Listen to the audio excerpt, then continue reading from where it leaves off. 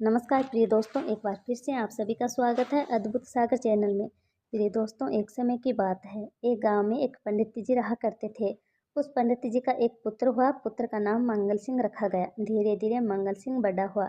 जैसे ही मंगल सिंह बड़ा हुआ तो पिता ने अपने पुत्र को काशी शिक्षा प्राप्त करने के लिए भेज दिया। मंगल सिंह काशी चला गया और काशी में शिक्षा ग्रहण करता रहा। काशी से चारों वेद, सारे शास्त्र पढ़ अच्छा खासा ज्ञान प्राप्त किया और काशी पढ़ करके 12 वर्ष के बाद वापस अपने गांव के लिए लौट चला आया। गांव में आते ही लोगों का सैलाब उमड़ पड़ा।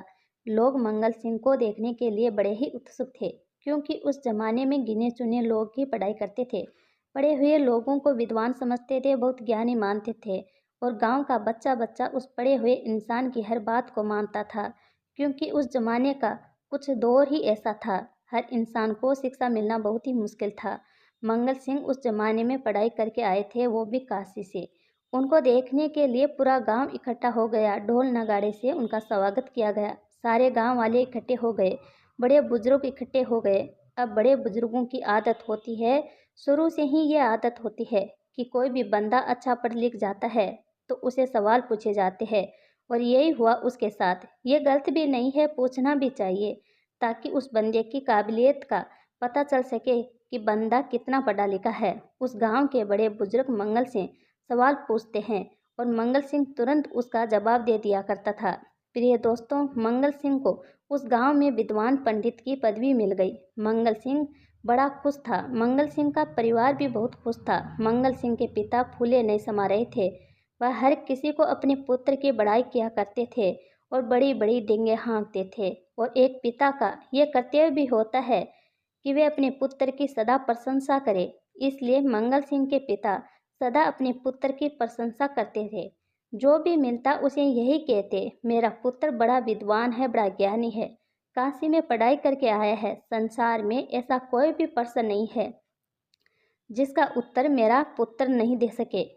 प्रिय दोस्तों, रोज नए नए गांव वाले आते, नए नए प्रश्न पूछे जाते। हर प्रश्न का मंगल सिंह बड़ी ही सहजता से उत्तर दे देता। एक दिन की बात है, एक दिन एक बुजुर्ग व्यक्ति उनके घर पर आया और मंगल सिंह से सवाल पूछा।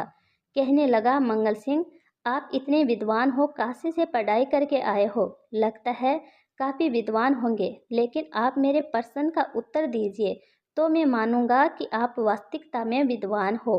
उस बुजुर्ग ने मंगल सिंह से प्रश्न पूछा कि आप मुझे ये बताइए कि पाप के बाप का नाम क्या है, यानी कि पाप के पिता का नाम क्या है।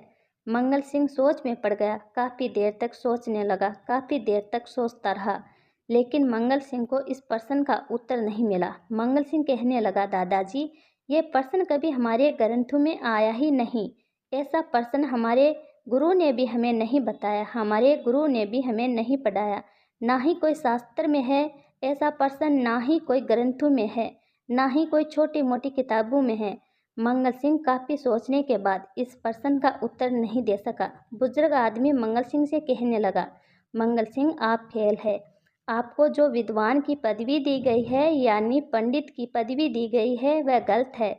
आप विद्वान नहीं हो सकते। मंगल सिंह का पिता बड़ा दुखी हो गया, क्योंकि पुत्र फेल हो चुका था। इसलिए मंगल सिंह के पिता बहुत दुखी हो गए। मंगल सिंह के पिता मंगल सिंह को कहने लगे, मंगल सिंह, यदि तुम इस प्रश्न का उत्तर नहीं दे सकते तो तुम्हारी सारी पढ़ाई बेकार है। मंगल सिंह को भी अच्छा नहीं लगा। पिता ने अपने पुत्र से कहा, मंगल सिंह, यदि तुम इस प्रश्न का उत्तर नहीं दे सकते तो आपकी शक्ल मैं नहीं देखना चाहता। आपकी शक्ल मुझे मत दिखाना, चले जाओ यहाँ से। मंगल सिंह बड़ा सोच में पड़ गया। मंगल सिंह सोचने लगा, हो सकता है इस प्रश्न का उत्तर काशी में मेरे गुरु के पास हो। मंगल सिंह अपने पिता को वचन देते हैं कि पिताश्री, मैं जब तक आपको अपनी शक्ल नहीं दिखाऊंगा, जब तक इस प्रश्न का उत्तर नहीं बता दूं। मंगल सिंह पिता को ये वचन देकर वहां से रवाना हो जाते हैं, सीधे काशी के लिए रवाना हो जाते हैं। काशी जा करके अपने गुरु को दंडवत प्रणाम करते हैं। गुरु से जाकर कहते हैं कि हे गुरुदेव, या तो आपने मुझे अधूरा ज्ञान दिया है, मैं असक्षम रहा। गुरुदेव कहने लगे, मंगल सिंह, तुम्हें संपूर्ण ज्ञान प्राप्त है, तुम विद्वान हो। मंगल सिंह गुरुदेव से कहने लगता है, गुरुदेव, नहीं हूँ विद्वान में, कुछ भी नहीं हूँ। मेरे गांव के अंदर एक बुजुर्ग ने मुझसे एक सवाल पूछा है और उस सवाल का उत्तर मैं नहीं दे सका, तो मैं विद्वान कहाँ से हुआ? गुरुदेव मंगल सिंह से कहते हैं। मंगल सिंह, इस संसार में ऐसा कोई भी प्रश्न नहीं है जिसका उत्तर आप नहीं दे सकते। मंगल सिंह वही प्रश्न अपने गुरु के समक्ष रखता है कि आप मुझे इस प्रश्न का उत्तर दीजिए कि पाप के बाप का नाम क्या है, यानी पाप के पिता का नाम क्या है। मंगल सिंह के गुरु भी बड़े आश्चर्यचकित हो गए, काफी गहराई से सोचने लगे। सारे ग्रंथों को खंगाल डाला, सारे वेद पुराणों को खंगाल डाला, लेकिन इस प्रश्न का उत्तर उन्हें कहीं भी नहीं मिला। मंगल सिंह के गुरु भी बड़ी सोच में पड़ गए थे। मंगल सिंह के गुरु से भी इस प्रश्न का कोई उत्तर नहीं लगा।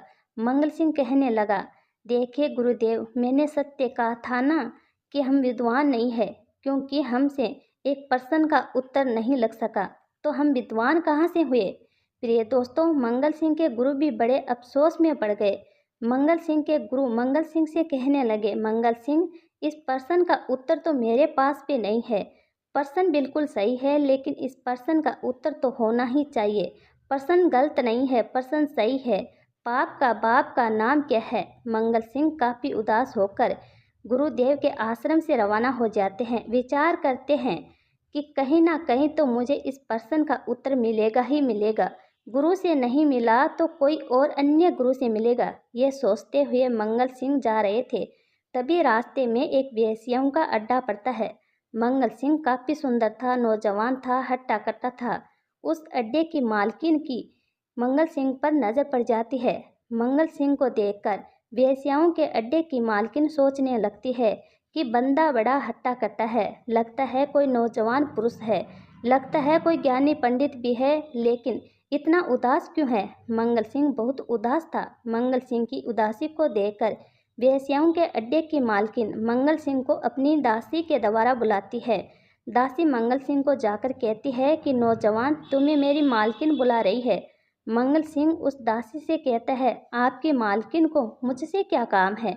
दासी कहती है, आपके चेहरे पर जो उदासी है यही कारण है आपको बुलाने का। मालकिन ये जानना चाहती है कि आपके चेहरे पर उदासी क्यों है?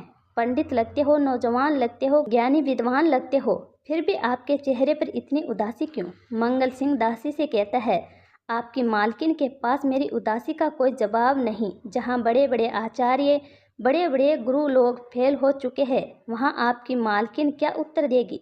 लेकिन फिर भी वह दासी जिद करती है कि आपको चलना ही पड़ेगा। मंगल सिंह उस दासी के साथ उस अड्डे की मालकिन के पास जाता है और जाकर कहता है कि मुझे क्यों बुलाया? वो पूछने लगती है कि तुम्हारे चेहरे पर इतनी उदासी क्यों? नौजवान लगते हो, विद्वान लगते हो, ज्ञानी लगते हो, फिर भी तुम्हारे चेहरे पर इतनी उदासी क्यों? मंगल सिंह कहता है कि मेरी उदासी का कारण एक प्रश्न है, इस प्रश्न का उत्तर मुझे नहीं मिल रहा है। अड्डे की मालकिन कहती है कि यदि प्रश्न आप मुझे बताते हैं तो हो सकता है कि मैं आपकी कुछ सहायता कर सकती हूँ। मंगल सिंह कहता है कि आप मेरी क्या सहायता कर सकती हैं? फिर भी मैं आपको बता ही देता हूँ।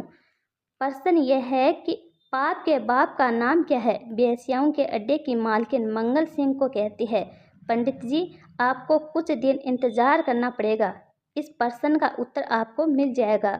कहीं जाने की जरूरत नहीं है। पंडित जी से कहती है, क्या आपको कुछ दिन रुकना पड़ेगा? पंडित जी कहता है, तो आप मेरे रहने का प्रबंध कीजिए, मैं ब्रह्मचारी हूँ, पंडित हूँ, महिलाओं के साथ नहीं रह सकता। अड्डे की मालकिन ने मंगल सिंह को अलग रूम दे दिया, अलग से कमरा दे दिया, रहने खाने की व्यवस्था कर दी। 1-2 दिन निकले तो अड्डे की मालकिन वो महिला फिर से मंगल सिंह के पास आई और मंगल सिंह को खाना बनाते देखकर कहने लगती है, पंडित जी, हम भी खाना बनाते हैं, लेकिन आपको खाना बनाते देख बड़ा दिल में दर्द होता है, बड़ा दुख होता है। पंडित कहता है, नहीं, छूना मत मुझे, मैं पंडित हूँ, ब्रह्मचारी हूँ, वेश्या हूँ। की महिला कहती है, हम वेश्या हैं तो क्या हुआ, इंसान तो है, आप भी एक इंसान है। मैं आपसे कोई ज़बरदस्ती नहीं कर रही हूँ, मैं सिर्फ इतना कहना चाहती हूँ कि यदि आप मेरे बने हुए हाथ का भोजन ग्रहण करते हैं तो मैं आपको 2 मोहरे दूंगी। पंडित जी पहले तो मना करता है, लेकिन महिला के काफ़ी जिद करने के बाद वो मान जाता है। सोचने लगता है कि सिर्फ हाथ का बना हुआ खाना ही तो ग्रहण कर लेंगे, 2 मोहर भी तो मिलेगी।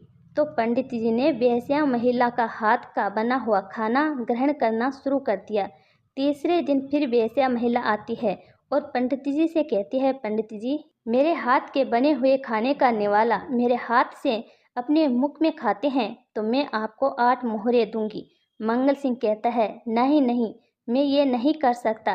मैं पंडित हूँ, विद्वान हूँ, ब्रह्मचारी हूँ, इतना नहीं कर सकता मैं। लेकिन फिर भी 8 मोहर का जो लोभ है उसे देखकर मंगल सिंह मान जाता है। कहता है, खा सकते हैं तो इनके हाथ से भी खाने में कोई तकलीफ नहीं है। मंगल सिंह वेश्याओं के हाथ से अपने मुख में निवाला खा लेता है। तीसरे दिन फिर वेश्या महिला मंगल सिंह के पास आती है और कहती है कि मंगल सिंह, यदि आप एक रात मेरे साथ गुजारते हो तो आपको 16,000 मोहरें और आपके प्रश्न का उत्तर मिल जाएगा। पंडित मंगल सिंह पहले मना करता है, काफ़ी नाराज होता है, लेकिन अंत में जाकर मान भी जाता है क्योंकि 16,000 मोहर मिल रही है।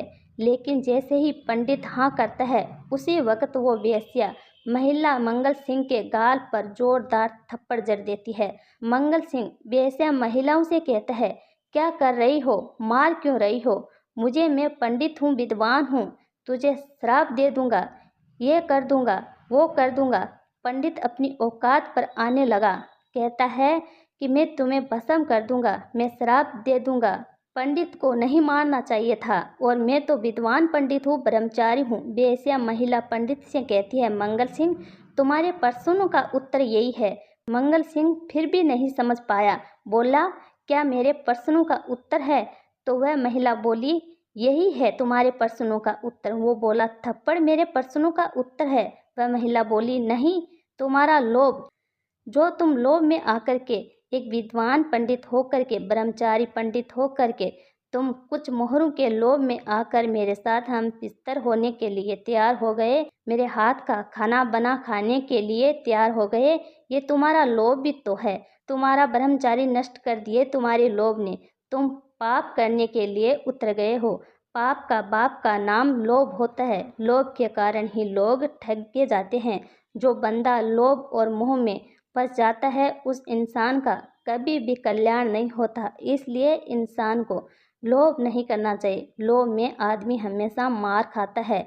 इसलिए ज़िंदगी में कहीं लोभ लालच मत करो, क्योंकि इसे आपका पतन निश्चित ही हो जाएगा। इसलिए इंसान को होना चाहिए कि वह इंसान लोभ कभी ना करे।